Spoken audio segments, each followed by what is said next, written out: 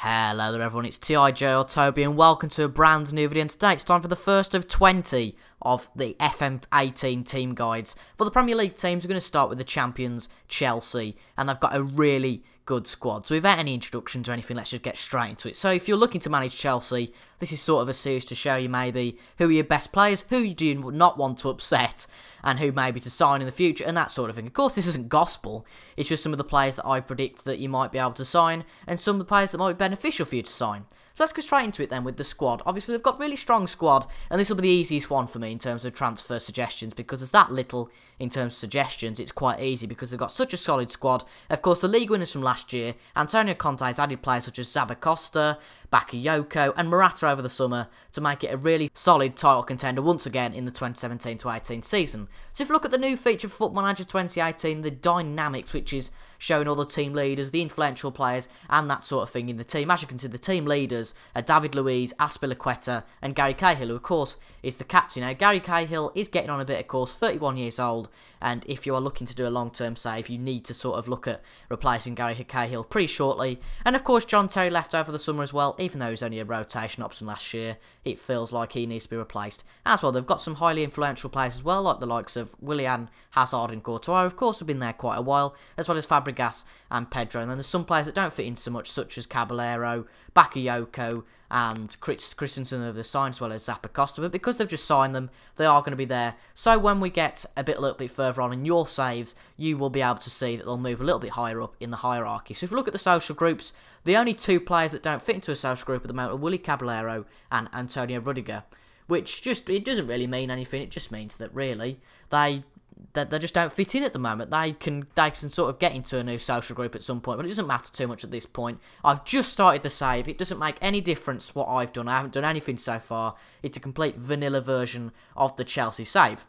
So we look at these sort of tactics. I would probably go, I haven't actually set the squad up, but I would go with a 4-2-3-1 on the basis that you've really got the one solid striker. And if you don't want to improve that striker, as you can see, we've got Morata at 3.5 stars, but Matt Batshuayi is the next striker at 2.5 stars, which means a real big difference between strikers. You've got a really good attacking midfield, and with Willian, Hazard, Pedro, Fabregas, and even Musonda maybe fitting in, and Moses as backup players in those positions. But Morata's your only real solid striker, and on starting the game, Chelsea have actually put Michy Batshuayi on a transfer list. Now, I'd ignore that. I'd take him off the transfer list, because I do think he's a solid player. There's a few negatives on him because he's considering his options and that sort of thing. Because we have put him on the transfer list, he's going to be a bit upset about that. But I would keep him there because, as you can see, there's only a few more players that can play attackingly, and Batshuayi is really the only natural striker behind Morata. So I'd keep him as well. But let's move on now to some of the transfers that I would suggest you might be able to sign. So if you look at the shortlist, these are really kind of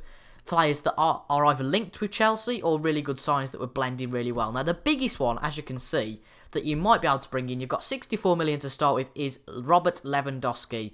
Now, I doubt he would cost you less than 64 million, but if you can offload one player or two, Lewandowski would definitely be a brilliant player to bring in. If you want to play two strikers, it's a must to bring someone like him in, just on the basis that you've only got Morata, and if Morata gets injured, do you want to be playing Batshuayi as a forward player all year?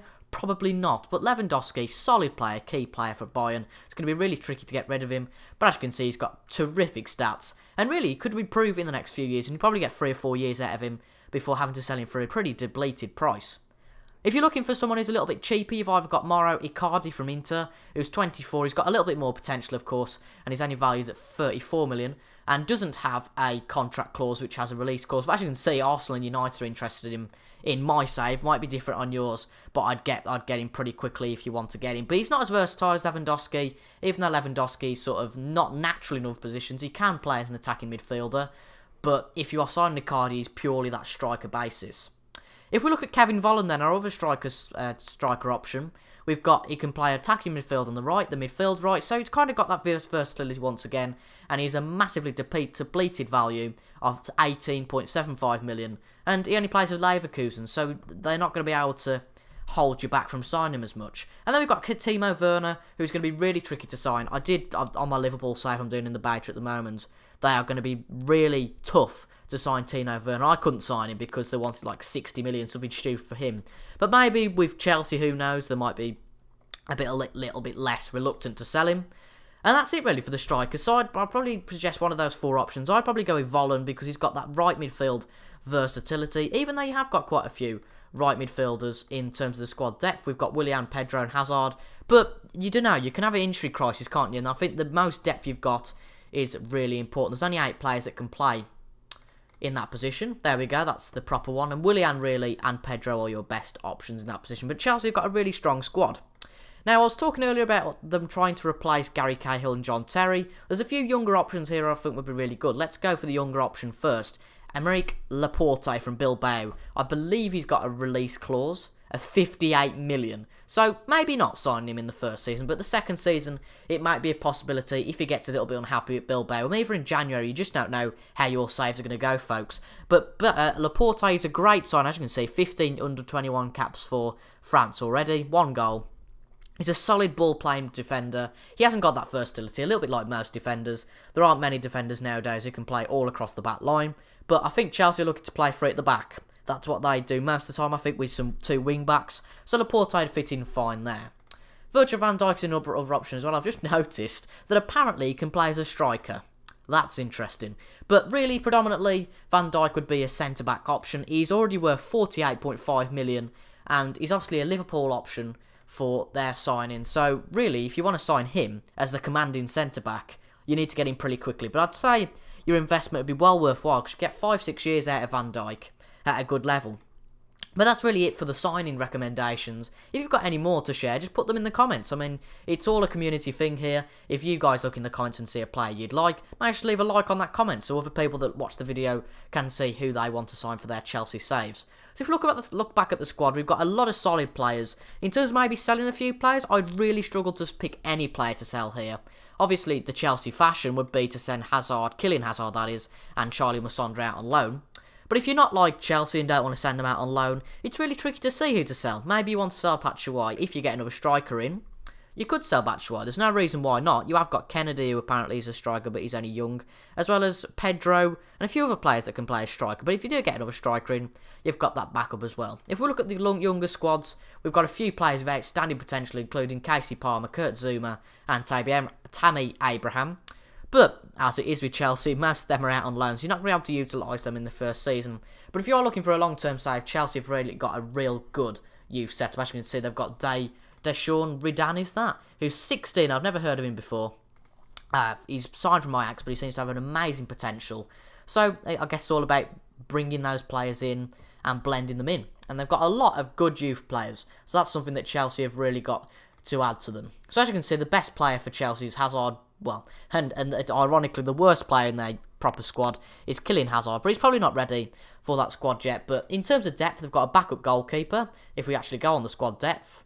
They've got significant backups on the right back and centre-back, but left-back really is a little bit limited, actually. They've only got Azpilicueta, Alonso and Rahman, and to be honest, you're looking at playing Azpilicueta on the right side. So you might want to invest in a left-back as well. That's something I didn't think of. But if you wanted to invest in a left-back, that's definitely a thing to do. Is it something that they're saying is a weakness on the squad depth? Apparently there's good defensive depth, which is a question. They've only got 4 left-backs, which would be quite a worry.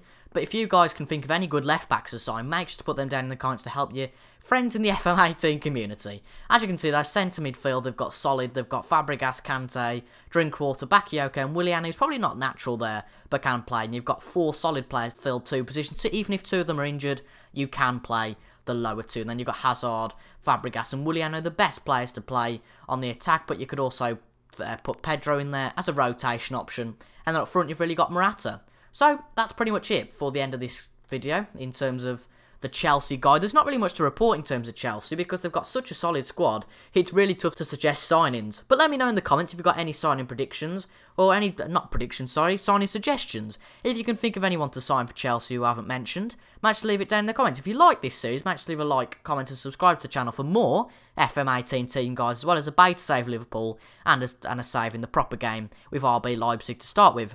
Anyway, I hope you've enjoyed this video, by TIJ or Toby. Thank you very much for watching, and I'll see you guys tomorrow for the next one. Thank you very much for watching, and I'll see you guys later. Goodbye.